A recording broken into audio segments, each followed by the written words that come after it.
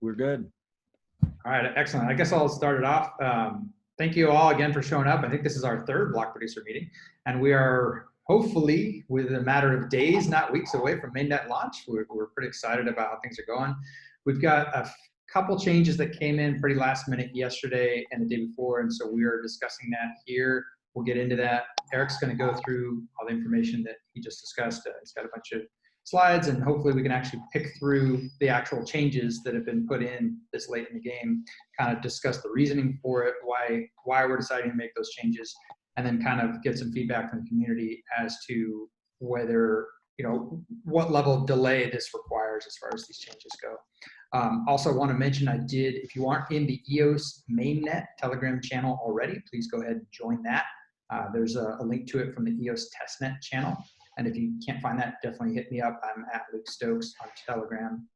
There is a form there that is pinned. It's an important form for you to go ahead and fill out. Get your FIO address reserved for your block producer account. The foundation is going to go ahead and pay the fees to get that registered for you right after validation is completed and the blockchain is opened up, so that you can have an account people can vote for. It's kind of important, right? You'll want to go ahead and give your FIO public address in that form as well, and just to make sure it gets assigned to the right thing. And then we will go ahead and follow up with each one of you individually to verify that was actually you that filled out the form and verify the data there is accurate. So if you have any questions about that, definitely let me know.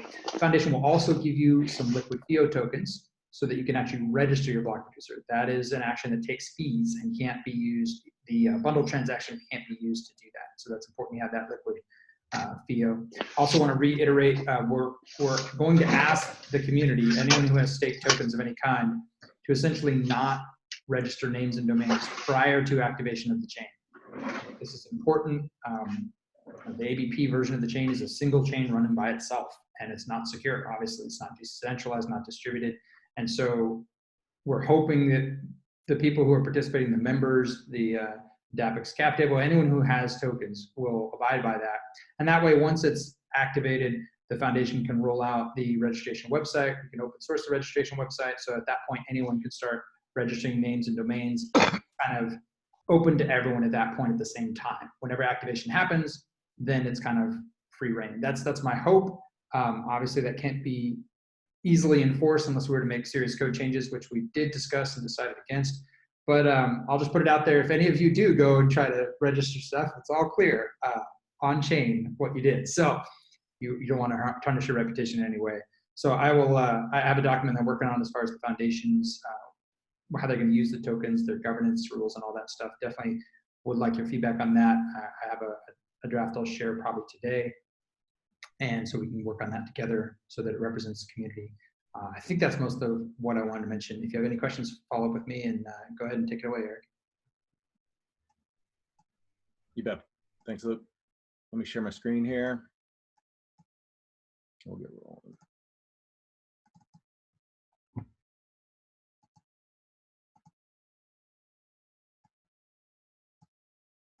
All right, so as we've mentioned and as we've published, we had a Monday, March 23rd, this upcoming Monday, scheduled ABP mainnet launch where we're going to fire up the Genesis node. As Luke mentioned, and we'll dig into those, there's over the last few days, I mean, we've been fixing stuff. We actually had a pretty good release candidate. It was holding for it was like a week or two. It was holding pretty well. As we dig in deeper and deeper testing, that's what we've been doing over the last week or two. We found a few items that I do want to bring up and go through. We had an interesting conversation with Luke yesterday regarding what the EOS kind of go, no-go discussions were about. And like some of those were like huge code changes that could bring down the net or freeze the chain or whatever it was. So I kind of want to give everyone a perspective on what why we are not, we actually have decided that we're not going on Monday and we're going to be playing it day to day. Hopefully that works for the VPs.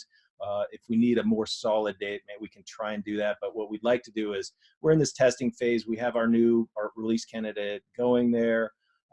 We have a new Genesis node that's up for testing that we've been testing against. So how it usually works is if that holds pretty tight as we run through all of our regression tests and manual tests and ad hoc testing, then we'll probably do a go on Monday morning, no-go decision on Monday morning and see how that's going.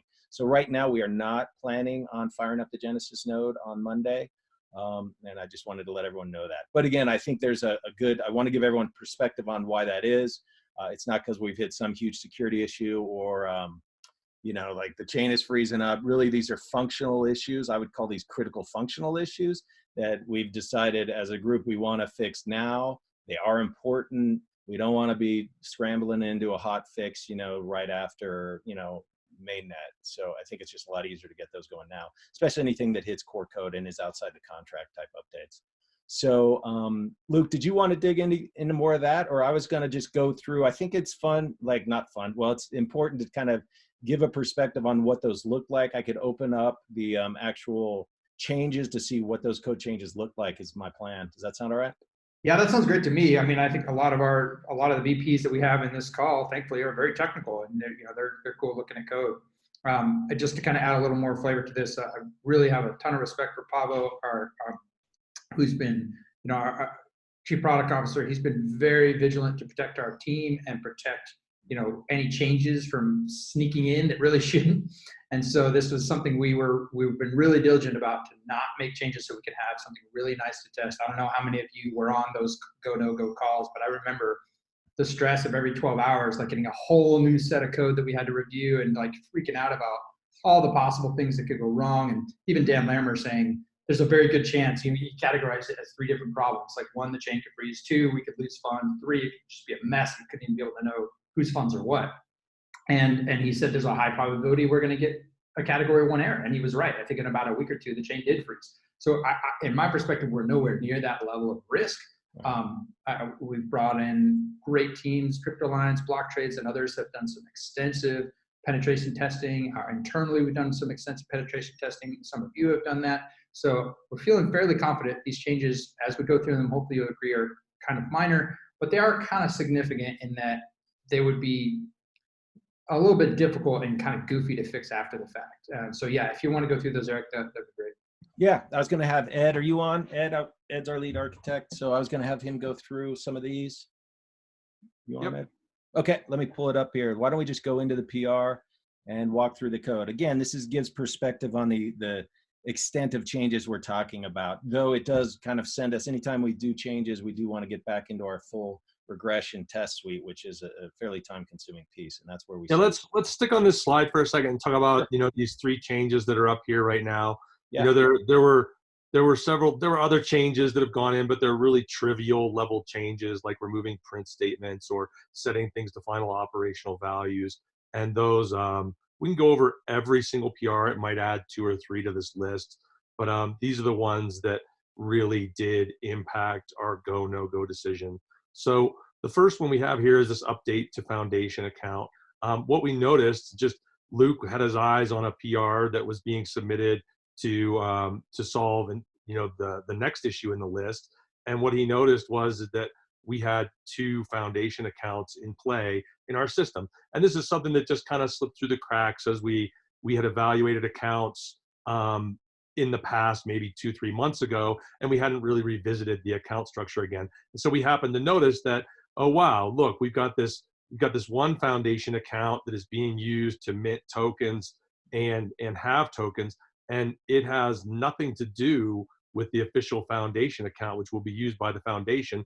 And Luke's big concern was that this foundation account also had system level privileges, and he was very uncomfortable with that. So going mainnet with a foundation account that has system level privileges was very uncomfortable. Luke, do you want to add any more of your perspective onto that?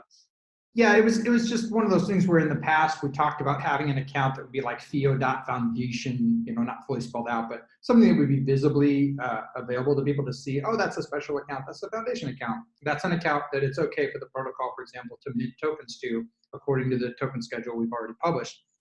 But as we got further along with it, and if you're familiar with the way FIO protocol works, we take the public key and we hash it down to an account, and that account hashing has to be this direct mapping, or else the FIO protocol won't function correctly. And that foundation account has to pay for, address giveaways and things like that. It has to interact with the FIO protocol. So the decision was made that we can't have this like human named account. So we later created a different account. It was just a normal account. And we're like, okay, fine. That's where the 5% fees will go. That's where other stuff will happen. And that's all great.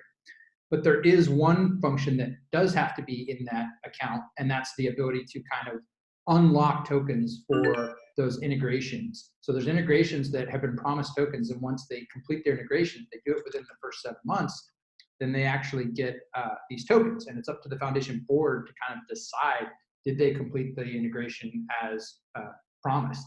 So that's kind of this core level function that has to happen. There's also some checks in there to make sure that you can't mint tokens to any other account. It's only the treasury account, foundation account, according to the protocol, that can do that. So it was really important that we get that cleaned up a bit. And there's really that old account, as we'll see if you want to click on the PR now, it doesn't need to be there, and we need to just bring it back to the same account.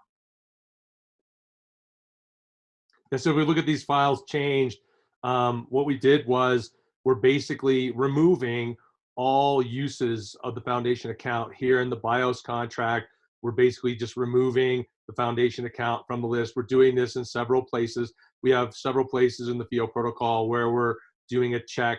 If it's a system account, then don't apply fees. If it's a system account, then don't do certain things. And so we removed it from this consideration. So we removed the account completely, and then we also changed the account that is being used as the foundation account to be this hashed account, as Luke says. So these changes are pretty minor. When you look at them, it's like 5 or 6 lines of code, and it has pretty far-reaching impacts. As a result of this, we are forced to retest all of our BP claim functionality. We're forced to retest all of our unlocking. As Luke mentioned, one of the grant types is to wallet partners. And when the wallet partner demonstrates that they have integrated the FIO protocol to our satisfaction or to the foundation's satisfaction, they can unlock they basically inhibit. Locking is inhibited until such a time as the foundation sets a flag. And so this functionality has to be tested as well. So it has pretty far-reaching effects. And this is really the tipping point on the changes that we saw coming in. We'll go into the next changes, and they weren't so concerning for mainnet launch, but this one requires a good amount of testing to be put onto the FIO protocol. And as a result of that, I think this, for me, is the main change that has caused me to rethink the launch date, basically. So that's what I have to say about that. Are there any questions or issues regarding that set of changes? And I'll maybe just add a little bit more color to it. That account was going to be a system level EOS IO controlled account, which was going to be having tokens minted to it. So it would have been a really big bummer for the block producers, for example, to have to sign MSIGs to get those funds over to the foundation. And all that drama would have just been really goofy. So this is why we felt it was important to fix. No, that's good, Ed. We'll do the next one. Yeah, let's go into it. So the next one was, as Luke mentioned, we've got, we tried to propose a set code for the system contract. This wound up being 24K bytes, and that wound up not being allowed in the FIO protocol because we have put transaction size limits into place. And one of the things that we had was we had an unforeseen impact, basically, of putting these transaction limits into place. Can you guys hear me okay? Luke's image is kind of frozen up for me. Are you hearing me? I got you. Can hear you. Okay, Yeah, good. sorry, Yeah, Luke good. froze. It disturbed me. All right. So basically what we found was Bowden was on the test net. He was trying to do a set code, and that set code was not permitted. So 6 hours of debugging, we find that we have a call to collect a fee because we just left a fee in for this. And that fee call actually checked a transaction max size. So it's a very small change. Let's go into this post haste. Yep. Is it? Yeah, so let's go down and keep going down there. So one here. What we basically have is we're just adding, keep going down there. We're just adding in this block of code, we're just adding a check that if this is a system account or if it's a current active block producer, that don't charge the fee. So,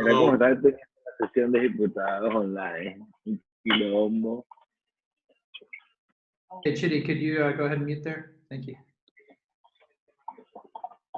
Yeah, so basically what we added here was just very simple logic.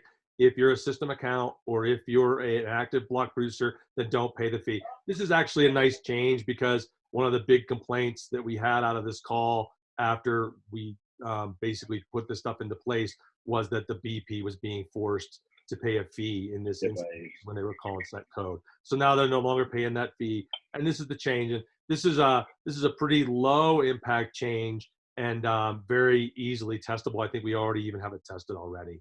So Thanks, Ed. Just to clarify, this is only for the MSIG proposals, right? Not any that's other correct. actions? And it's an MC propose, yep. Okay. Any other questions on that one?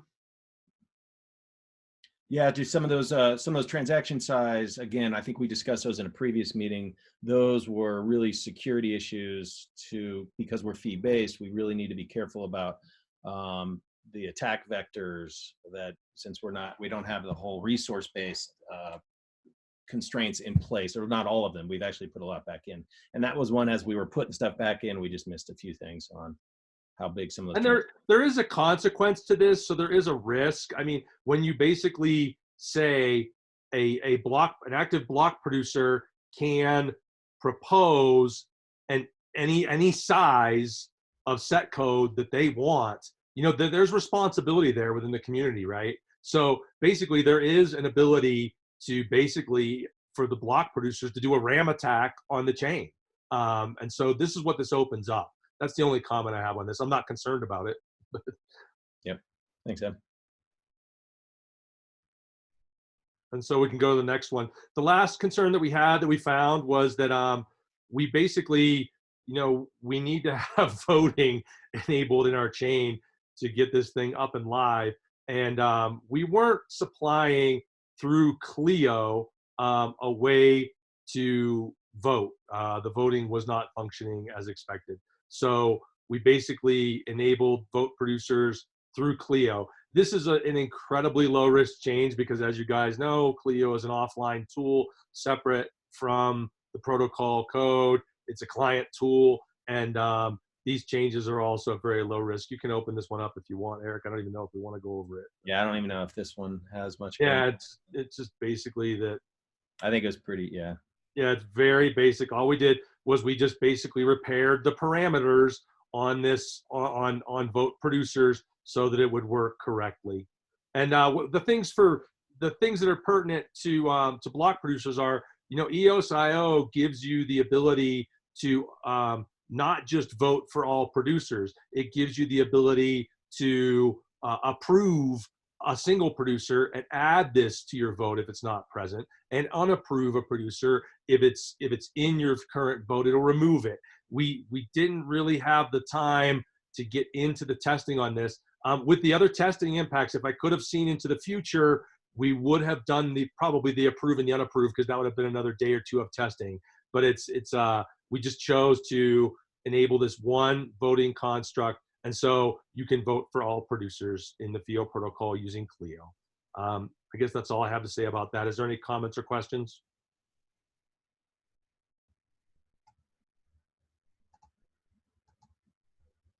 And so that's it. It's really comforting to me that at this point in the project, you know, we're doing these final no-go discussions, and it's a very different vibe than what I've heard from Luke regarding the no-go discussions for EOS.io. I mean, we get the privilege of standing on the shoulders of giants. And so we are able to sit here and talk no-go over basic, you know, this is functional things that we could overcome in an emergency. It would just be very clunky, very disruptive.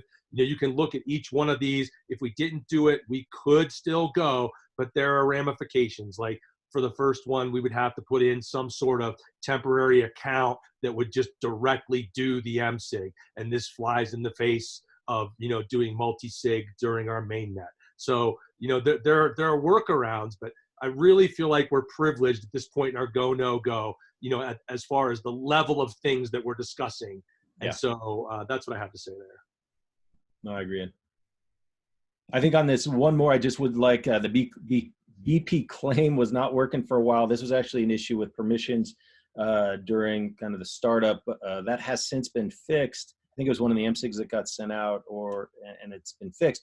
But I would encourage the BPs to start looking at what the expectations are for what you get when you do BP claims, and start claiming and see how that's going.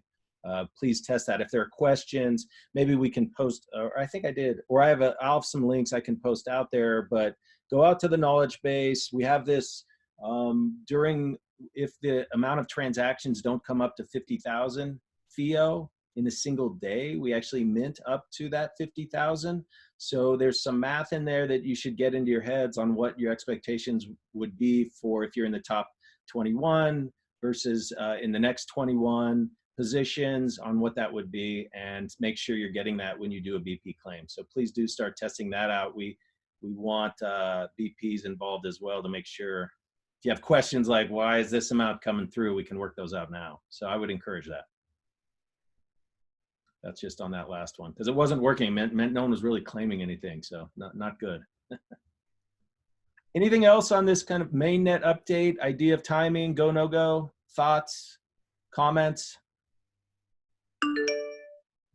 I want to propose the idea of, I know we went to this sliding, we're going to decide every day kind of thing, but is it worthwhile of putting a line in the sand and saying we'll do it on Wednesday? Pablo, do you have any comments on that?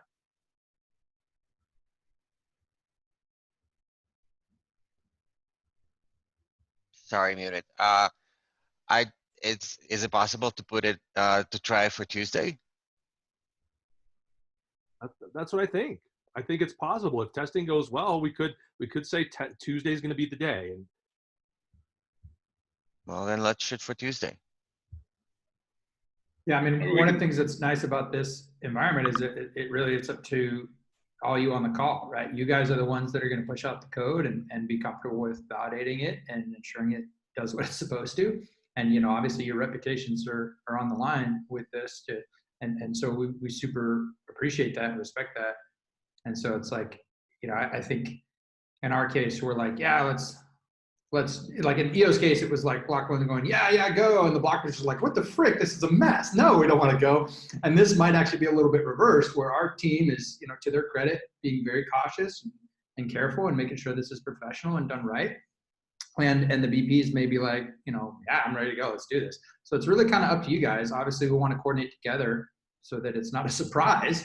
And we're all on the same page with what's being deployed. But ultimately, you know, we have our opinions. Obviously, I respect Pablo's opinion a lot. But ultimately, it's up to you guys on the call. So I just want to say, as far as the board is concerned, the foundation is concerned, I'm sure, you know, it's really going to be, you know, I want to coordinate, obviously, but it's going to be up to you guys and how you feel. That's a very appropriate comment for somebody called the decentralization officer. I support the opinion that Tuesday would be a great day. Yep, likewise, if the DAPX team is confident in the code base, I'm confident in launching it. Yeah. I'm always down to break shit, so whatever. Would you guys mind just kind of doing a +1 in the chat? I'm going to go ahead and say, do you think, we'll say, do you think Tuesday for launch works as long as the Premature, Rob. DAVX team is. Oh, you have to wait for the question. This is the same. This is the same as mainnet. Everybody was answering before the question came up, and then the question changed, and everybody wanted to go and retract it again. Yeah, I remember that. It was like, we need a blockchain just to ask questions in Slack. Can't go changing the question. All right, cool. This is assuming we'd still have a go no go at that time, right? Yeah, I mean, I think it's essentially kind of just if we feel comfortable so far with what we have and what we just discussed. Yeah. Okay. Then I think we're kind of just going to start planning a Tuesday unless something crazy comes up, right? So. Yeah. Okay. Cool. Thanks. All right. So let's. I do have one more thing I did want to talk about, and that does get to what happens when critical issues do come in. And I've been working on, you know, internally we have some of our own processes for responding and to code fixes or to network issues or to security issues and things like that. But I wanted it open up to this group, like right now we have our Telegram channels, and that seems like a good method of communication. We have our testnet channel, we have our mainnet channel. When I talked with Luke, the idea might be when a critical issue comes in that some groups in the past have created a unique Telegram group to do some triage and then some resolution on those specific issues, or do you keep that in the, just to keep it out of the main, the mainnet channel a bit, because it may have some specific communication that's needed. Maybe some of it, if it's a security issue, that may not want to be public out there. So I just had some questions out here. What are the preferred kind of communication tools? What's worked well for this group in the past, or does anyone have suggestions? Like, is it really just reporting out to a Telegram group? My goal is to have a specific channel or group where if BP or if someone else in our network, a wallet or an exchange finds an issue, that it can get reported directly, at least to the DAPX team, so I can get our triage going as well. So there will be some type of reporting on a 24/7 level there for us. But I just had it, what does this group think, and what do you prefer? And what happens when you're trying to get everyone on board to either put in a whitelist or a blacklist or do some kind of response, or even just get the 15 votes for a code update or things like that? I wanted to kind of open that up to everyone. I like the little tech channel that we had on a few other chains, just a little specifically for that kind of stuff. It seems to work all right, in my opinion. Yeah, Ross, do you mean like individual pull requests? Like, because I kind of remember there were times when like a patch file, for example, will be shared out, and it's like, this is an issue going on right now. We pull in the top 21, we test it, we deploy it. Maybe it can't be on GitHub yet because it's an open exploit. Responsible disclosure is like, you got to get that out there quick, right? I think that's worked well as well. Ideally, obviously, everything that we can do publicly, I would encourage us to do publicly. So every change, every protocol change, just give an opportunity for people to vote differently if they disagree. All that's super important. But when it comes to security issues, obviously, you have to respond quickly. FIO mentioned Discord. FIO Casey mentioned Discord. We've been using Discord for EOStack, and the permissions there are quite robust. So you can have, for example, a private channel that is just the witness, just the block not witnesses. I'm thinking Steam too much later. Just the block producers, and they can, you can make a channel that's read only, that only certain people can speak in. You can make a channel that's private. So there's a lot of flexibility there. But I know that it seems to me that the EOSIO community is most active on Telegram. So whether or not we like Telegram as an interface, that just you kind of have to go where the people are. But ultimately, I mean, right now it's whoever's in this room. So if we all decide we want to go somewhere else, we are free to do that. Well, I'm happy with Discord. We use it internally. Cool. I tend to live in Telegram, but I have a Discord account. I mean, we already have these groups set up in Telegram, WeChat, Keybase. I mean, I'd prefer to stick to maybe Telegram, but I'm open to whatever. I would be against Discord at the moment because another software, and I wouldn't run on my phone and other stuff. So I would prefer Keybase for that kind of private thing. So wait, we've got three things. Yeah, no. I don't know. This is I don't use Discord at all. I don't like the software, so. Yeah, I don't know this is something we could resolve right now, but it is an open, I have the same concern with the board and just across, I think we've been using what works essentially. We have some members that are in, our actual, like the DAPX Slack, including myself, like non-DAPX employees that are participating there directly and different members and stuff. We do have a Discord for FIO already set up. We do have a Telegram channel for both mainnet and testnet. And we could set up Keybase as well. Keybase makes sense, especially if we need to pass around like peering keys or anything like that. I'm open to all those things, but ultimately, as the managing director, I'm gonna encourage we use whatever works. So far, Telegram has seemed to work fairly well to get people's attention quickly. So. But Luke, it sounds like, so generally we want a channel where, and the obligation, I guess, is to make sure that channel's getting monitored in case critical issues do come up. Is that kind of what I'm hearing? Like that is the method for triage and resolution of these issues? Yes, I would say not having two platforms, that never worked well. We were always missing stuff when it was split between Slack and Telegram. Yeah. Okay. Yeah, and I've seen similar concerns when things were split between Keybase and Telegram. There were things, you know, blacklist updates or whatever, and sometimes they'd get missed, and people would have to just constantly be in both platforms pointing to the other platform to get everybody on board. But I think most likely, I mean, that's why, again, that form, if you could fill that out that I put out there, it also asks for some contact info, such as your Telegram handle or something along those lines. So I'm going to encourage the foundation to kind of keep that up to date, as block producers are brought into consensus. And really the foundation can kind of play a role here that didn't really exist in EOS in order to coordinate those moments, you know, where we need to, oh no, we got to contact everybody. Well, the foundation can get out there and start contacting people. Right. And making sure everybody's on board. And something to keep in mind here too is these services do go down, and something we've done on other networks is like Telegram is the primary, but we make sure all the VPs are on a Keybase group or something like that for emergencies. That's an excellent point, Nate. I think Keybase would do very well for that. And I didn't know they do voice now, Rob. That's really cool to hear.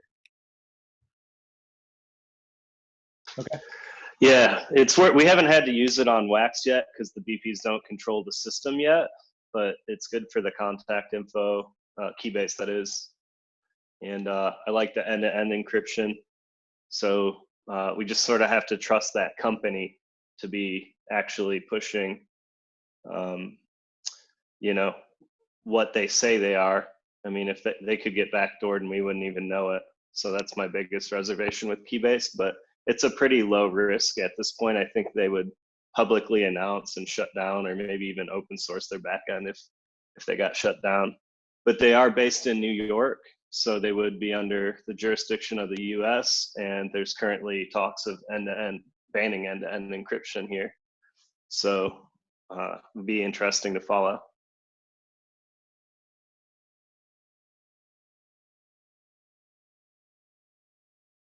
Great. Any other? Yeah, I was just gonna say, I think they would alert their communities if they were getting subpoenaed or something, try to warrant canary or something like that. It's a good question. I'll ask them about it. Well, I don't think the encryption is critical for us, which is why Telegram is our primary. So we'd be okay.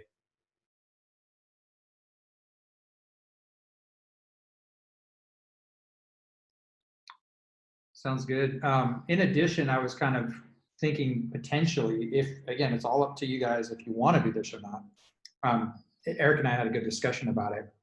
That potentially a service or services like what Aloha, for example, put out there, you know, the notification bot, you know, services could be put out there like a place where you could, for example, put your cell phone number. And if there was a reason for the foundation to be like, holy frick, everybody get on board, even if it's 2 in, you know, you'd get a text or something. Like those type of things can be put in place. But the interesting caveat to that, in the conversation I had with Eric about it, was that it also kind of creates an expectation that it's someone else's responsibility other than your own to monitor the chain. And that's where I'm currently kind of leaning against it. It's like, yeah, the foundation could provide these services in a kind of centralized way, but ultimately the entire point of DBOS from my perspective is you have independent actors who are independently motivated by their own financial self-interest to monitor and protect the nodes that they run. And if there's a problem with the chain, you know, that's the beauty of DBOS is you get 20 people just show up immediately going, hey, I got a notification. I know something, what's going on, you know, and that's ideally the way things should be in my mind, because it creates, there's no entitlement expectation of any kind that someone else owes them anything. It's like, you want to be a good block producer on FIO, then you're monitoring your nodes and the health of the whole network, right? You're even going so far as to potentially look for people that are actively exploiting the chain and bringing that to the attention of the other block producers, and obviously the service providers that are developing the core protocol, which would be DAPX in this case. So that's my current thinking. But again, it's like, there's also, you know, it's on a spectrum. Like you get to a certain point where like decentralize everything and make it difficult for everyone is not also a beautiful plan either. It's like if we can provide tools that are useful and meaningful and even decentralize them as best we can, yeah, that's cool. And I think, like, you know, again, the Aloha tools is a great example. It's sure it's a centralized bot, but it's super helpful. Would I rather it be there than not? Heck yeah. So, you know, those are some thoughts. I'm curious what you guys think about that. I think it's a good point, and I agree in general, but you also have to think about things like security issues that are going to come down the line that maybe they're not getting exploited or anything yet, and but they do need to be reacted on quickly. And so I think in cases like that, it's very good to have some sort of emergency contact list or some way to ping people that will get their attention quickly. I definitely agree. And as far as the foundation is concerned, I'm going to take that on personally to make sure I have contact info for everyone who's elected and the backups in case they get moved in. But that's just my personal preference. And I would, I think it'd be great if others took on that. And I've seen that happen too, where other individuals are just like, hey, I know that person, I'll figure it out. And they go and they track people down. So I think it doesn't have to be centralized, but yeah, it is helpful, especially in those moments. And we've had those moments where people are freaking out trying to look at code diffs and stuff, and a lot of time is wasted just trying to contact everybody.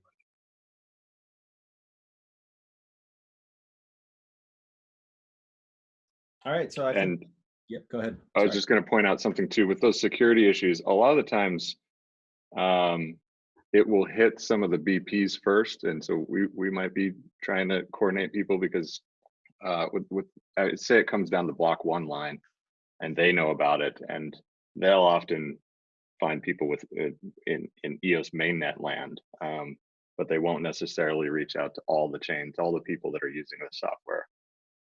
So just something to keep in mind too, that it is good to have block producers that are on all these networks, in my opinion, because we tend to get things coming down the line that may be missed otherwise until it's public knowledge. That's an excellent point. I've actually seen that in the BitShares and Steamland as well, where something that impacts a graphene-based chain actually floats up to all these other chains. Yeah, so it may be us reaching out to DAPIX or something like that as well. Yeah, I think that's a great point, Nate. Like, I want to make sure all the VPs are comfortable with that process. Like, they know who to reach out to. Eric, Ed, Todd, any of the guys, FIO, Casey, Adam, any of the guys on the team, Pavo, like the DAPIX team is the service provider for the foundation. They are motivated. They're definitely in this for the long haul. So definitely feel free to reach out to them. Well, and the goal is, Luke, for us to set up a channel for that access to DAPIX, so that can be done on a 24/7, where we have someone listening to, some type of separate group or something that's only posted to in case of kind of these critical issues come in and we really need to get everyone rolling on it. So the goal, we don't have that right now, but that's part of this is what I'm setting up. So we'll have that. That sounds great. Yeah. That's why I kind of like the Telegram community in the application, because you can set up a channel just for, critical, times where you just need to get a hold of somebody, So I don't know. Telegram or Discord? You were pushing Discord. Yeah, you said Telegram. Yeah. Oh. Okay, we'll figure that one out. Can I have a word? I'm actually setting up a ticketing system for Telos. Actually, the same system could be used for FIO to raise any kind of long-term issues, not the critical ones that need to be acted right now, but any outstanding issues are better handled in the ticketing system than Telegram, because you usually tend to forget basically whatever was discussed a few days ago. Oh yeah, no, for sure. That's part of the discussion as well. Are you using specific tools, or are you just setting up a process, or? There's open source ticketing system. It's called RT, Request Tracker. Okay. It's like 20 years old open source software. It's still maintained and updated, and it's up to date with lots of features. You can set up any kind of permissions and process. Oh, that's great.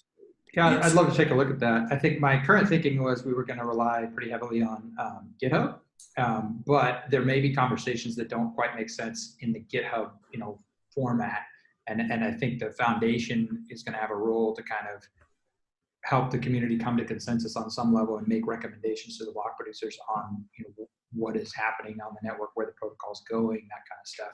So a tool like that outside of GitHub may make sense. So yeah, I'd love to be able to take a look at that. Yeah, basically what we planned for Telos is 2 queues, let's say ticketing queues, one for internal block producers, the other one is for public So anyone from outside could raise a question on basically any kind of issue towards the block producers. I like that. So there would be a place to go and put something private out there that's maybe, you know, needs to be addressed immediately, a security vulnerability, something of that nature. That makes a lot of sense. Yeah. So I'll keep you updated. I'll set it up for TELUS first, and then once it's up and running, it's easier to replicate this whole thing. That'd be great. That sounds good. So Luke, for the last 15 minutes, should we just open it up to see? I know there's been discussions on, maybe there's questions, just outstanding questions, general questions from anyone? Or did you have more you wanted to cover, Luke? No, that'd be great. If you want to stop sharing and we can kind of look at our, you know, smiling faces, and yeah, we got about 15 minutes left here.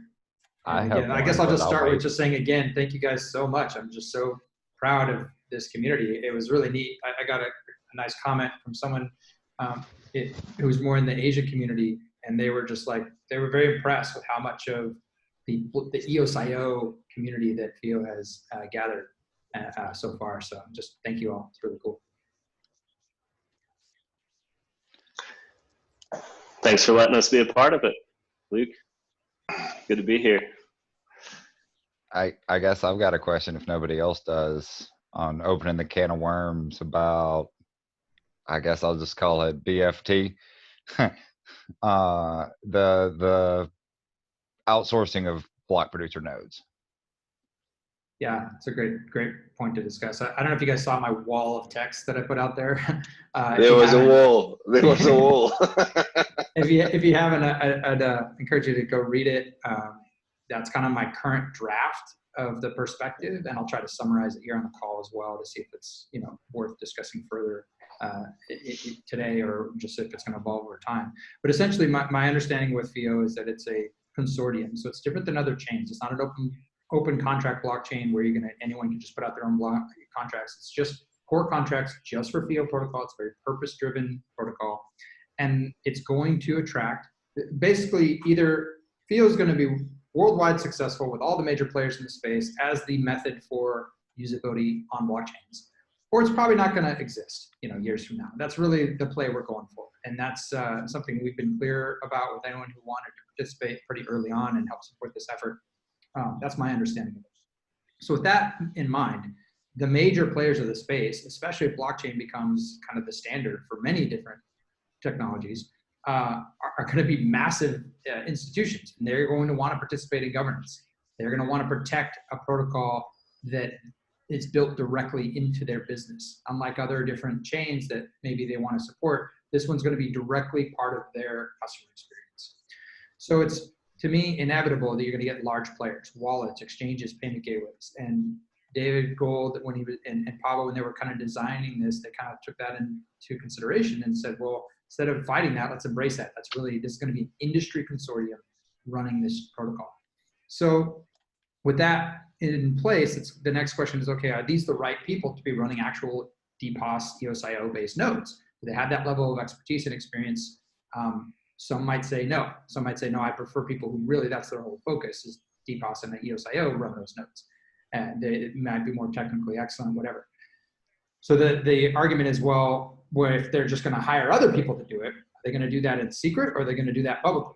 And there's been some evidence that some of these EOS.io chains and other chains have a kind of Sybil attack, a hidden Sybil attack, where one person's pretending to be multiple people because, you know, there's multiple people that are hiring them to run their nodes for them, for example. So, you know, we talked about the sock puppets on EOS mainnet quite a bit already, so I don't have to belabor that point.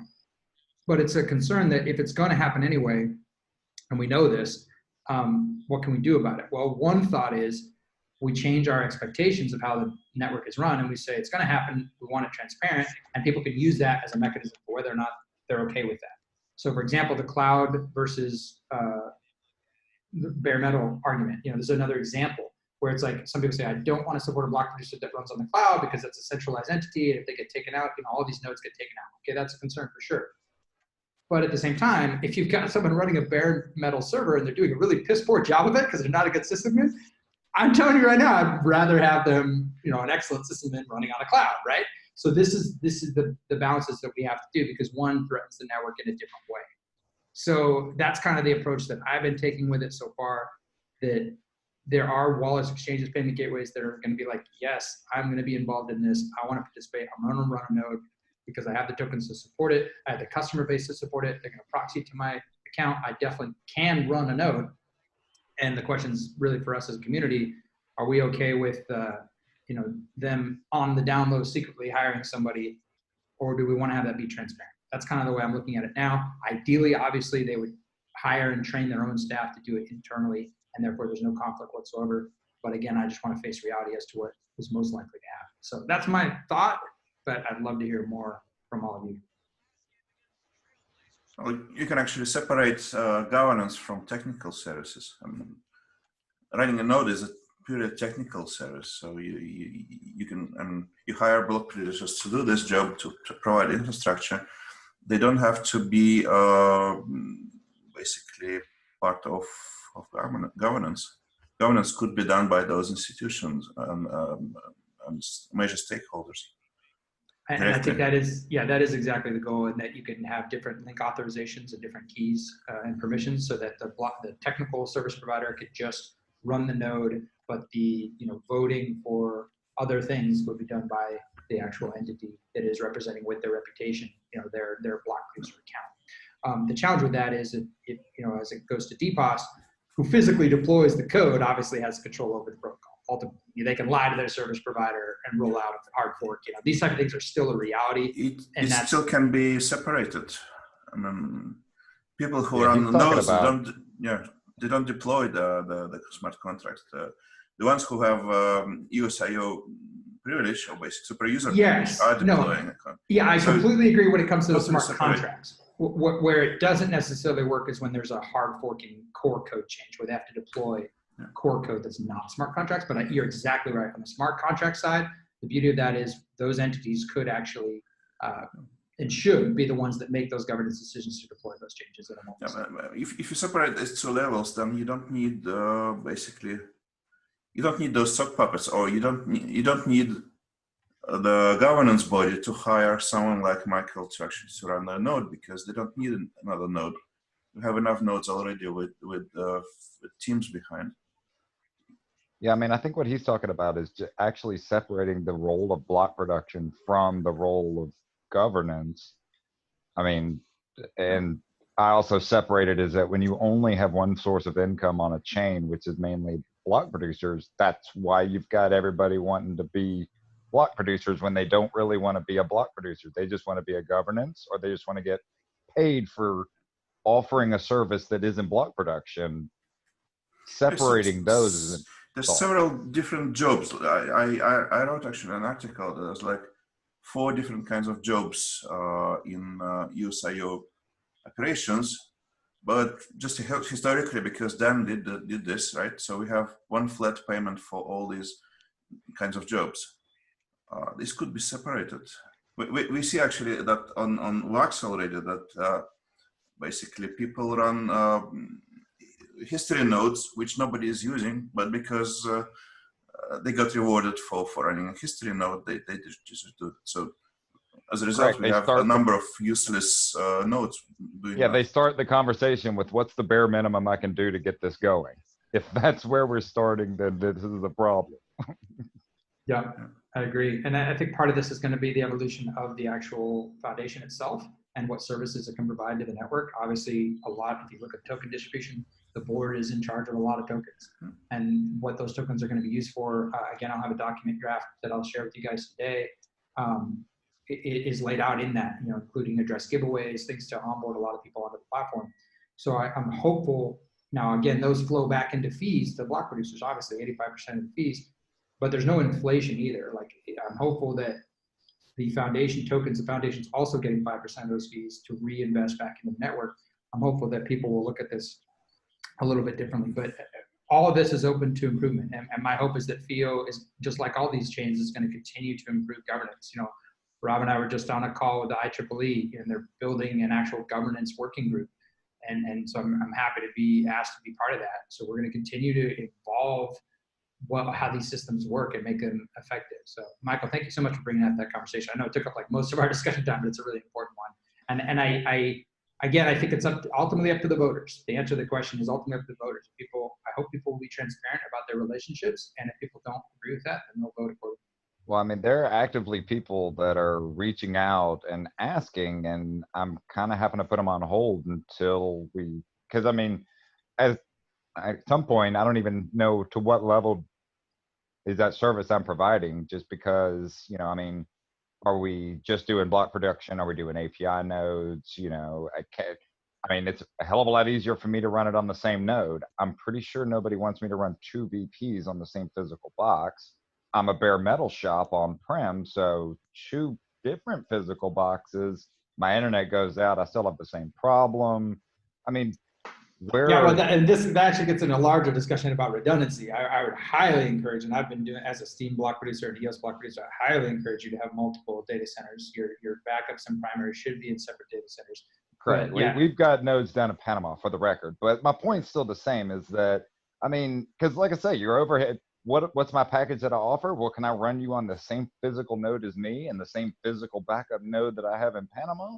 Well, a hell of a lot cheaper package than, look, I need you to spin up your own nodes and I'll log in and manage them, separate from the whole concept of, you know, who has control of what governance features and keys and whatnot. But I mean, do I just tell them to hold off? We're still discussing it at the chain level. I mean, I really think that's actually an independent decision, and that's the beauty of DPoS. You can make that decision yourself, and then you can go out there publicly and transparently and gather votes or lose them based on your decision. So, for example, I imagine if you were to go to the FIO community and say, "Hey, I'm a service provider, and I'm currently running 2 different independent block producers on the same machine at the same IP at the same data center. Vote for me. I really love decentralized security." Like, you're probably not going to get as many votes for someone who's like, no, I have independent machines. And in the case, like you mentioned, yeah, maybe you are a service provider for multiple systems, but you're clear about that distinction. And you say, yeah, I've set them up here. I've set them up here. They pay for the servers. They manage the servers. I'm just a technical liaison to ensure that the high performance requirements of FIO are met, because we really know what we're doing, you know, that kind of thing. So what you're saying, Luke, is we don't have a constitution as such. It's more like the voters are going to decide. At this stage, yes, and it's something that when there is a constitution, my hope is, and it's probably a good thing to discuss, is we're going to implement essentially the EOS DAC software stack. So the foundation itself will be a DAC, and it will have a constitution, and it will be voluntary for members to join that and sign the constitution. Unlike the EOS, you know, quote unquote constitution that was not a contract at all, and there was no way that we could hold someone accountable for breaking the agreement when there was no agreement, right? It's not a contract. So the idea that I have, the long-term vision, is we implement EOS DAC stack. We actually encourage all block producers and all members and all integrators to join the DAC.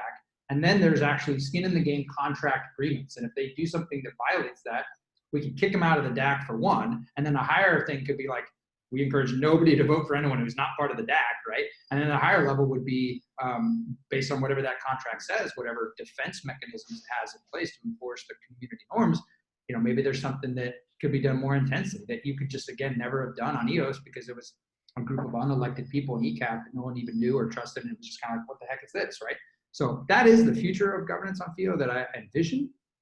Whether or not that's going to happen, and also obviously that creates new attack vectors. If somebody's able to, if the Foundation for Interwalled Operability gets too much control over this network, and I get removed and other people get removed and then it gets taken over, that's a problem also. So we're going to have to evaluate all these things. Okay. So just before we all run away, the account names and domains that it looks like you're going to be awarding to us as the original block producers, if you have the domain, does that mean that all of the accounts underneath, like all the subdomain accounts, they are yours as well? No, that's why I was asking each one of you to supply your own domain. Yeah, so we've got our own domain. So like this, our one. Yeah. So there are 2 settings. There are 2 settings you can have. Your domain can be public or private. If it's a public domain, then anyone can register a name under that public domain. And if it's private, only you get to register under that domain. Is that correct? Is that the right way to put it? Yeah, okay. To be clear, the domain doesn't have any permissions over the address other than renewal. So if they don't renew, obviously that's an issue, but they don't have like the ability to to turn Yeah. off your. Yeah, that's a your really address. good clarification. That if you did make your domain open, and even if it's private, actually, the account that controls the domain can't have any control over the individual. So addresses the in it. account, so the domain that we request now, is that domain going to be given to us? Yes. To have Well, I'll put it this way: the first year is going to be paid by the foundation. After that, you have to pay probably yourself. Oh, You know, okay, it's a subscription. Yeah. I get it. So yeah, all right, okay. But you'll get I think- 85% of that feedback too, anyway. So assuming you're still elected. Yeah. Okay, I got it. Thanks.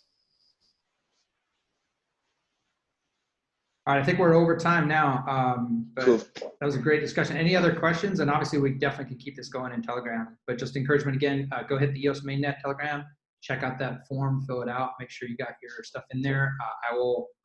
The more I have to follow up with each one of you individually, is the more time wasted, right? This time I'd rather do other things. So hopefully, don't make me come chase you. That'd be great if you could fill that out. And yeah, that'd be fantastic. All right, anything else we want to cover, Eric? No, I think we're good. Thanks, friends. Right. Thank you all. So yeah, it looks like we're aiming towards Tuesday, unless something happens over the weekend. If you're able to kind of stay in touch over the weekend, that would be fantastic. And we'll definitely convene again on Monday to talk through this kind of stuff. It looks like Tuesday is so far what we're looking at. Technically, we had 10 votes out of 21 people here, but there's a bunch of employees for Davix that don't count. So I'm going to call that good. I saw no detractors or people saying wait. Negative ones. Yeah, no negative ones. No negative ones. So I think we're good. All right, thanks all. Have a good one. Thank you. Stay safe. Please vote for the update.